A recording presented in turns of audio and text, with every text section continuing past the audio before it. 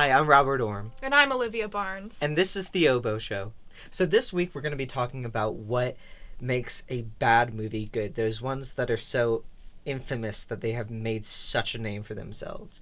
So what film comes to mind for you when you think of a bad movie that is somewhat enjoyable to watch or like you keep going back to see? Birdemic. Shock and Terror. I've never seen it. What's it about? It's about birds attacking because global warming. Have you ever heard of a film called Rougher Madness? No. It was a very special film. It was about his anti-marijuana. And I mean, it doesn't matter if you're pro or anti-marijuana, but that was a really crappy film. All of a sudden, people like started murdering each other. There was a rape scene. All of a sudden, like somebody committed suicide because they smoked the weed. It was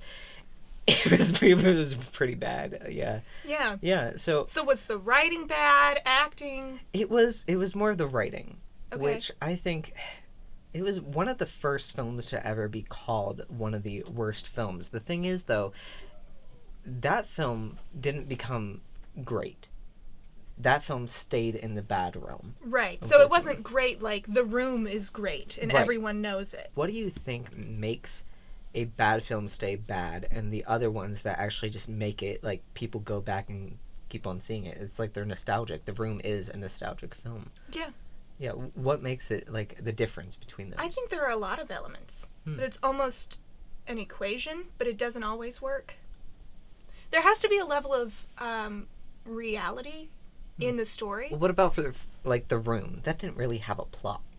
No, it didn't. Yeah, so what made that? Like, that didn't really follow any type of formula. It was Tommy's sincerity in his role that carried the whole thing. I think if his character was gone, it wouldn't hold up to what it is today. But then I feel like a lot of people, like, especially the people who make the films, can be wrong about the film.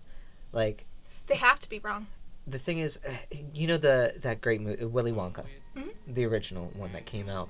The producers of that film thought it was going to be a total disaster, that it was going to be a flop, that everybody was going to hate it. Interesting. And then what ended up happening, though, is that everybody loved it. So they had this whole goal in mind that they were going to sell their chocolates, and the chocolates were going to be this great selling point, and that the movie was just going to be something thrown to the side. But it was totally the reverse of it. I think there was one that I saw a couple years back. It was so bad. It's called Thunderpants. Have you ever heard of it? Thunderpants? It's so good. It's about this kid who just, like, he's like dejected out of school because he keeps on farting. It's like, it's this huge film about this kid who, like, he can't keep it in his pants. So it's really bad. That sounded so wrong. That's not what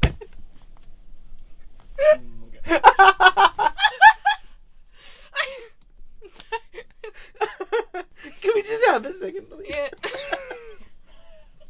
It was such a bad movie. Can I watch it with you? We need to watch this movie. It was so bad. I'm crying. Oh, it was so bad. But what's your question? So, we've been talking about how can a bad movie end up being good. End up being good, right? Sometimes I'll go see a movie that I have heard is great and everybody loves. But I don't enjoy it. And I wonder why. For me, and I'm going to get a lot of flack for this, is Birdman. Really? I really, really hated Birdman. Wow. Haven't seen it since I've gone to the theater. Now that's an But there are Oscar-winning movie. so many good elements to that movie. Right. So does that fall under, is it so good it's bad? At least for me. I think for I don't some, know. it depends on the target audience. I don't think you're necessarily that audience for the film. Did you know that we have a special guest We today? do. This We week do. is it Daniel Wardenberg again? No, it's not. Blind. No, it's Daniel Tomlin. Daniel Tomlin. Oh my gosh, can we bring up Daniel Tomlin? Daniel. Yeah.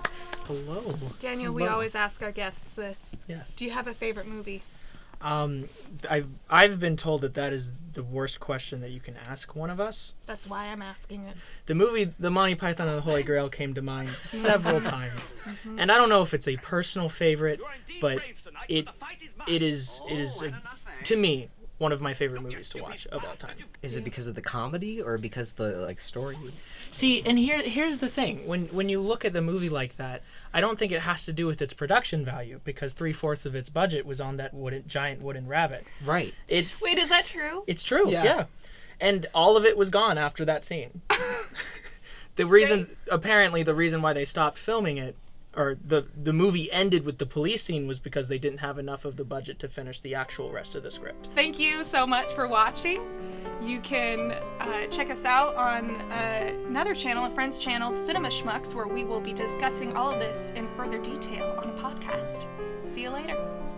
Such a bad movie.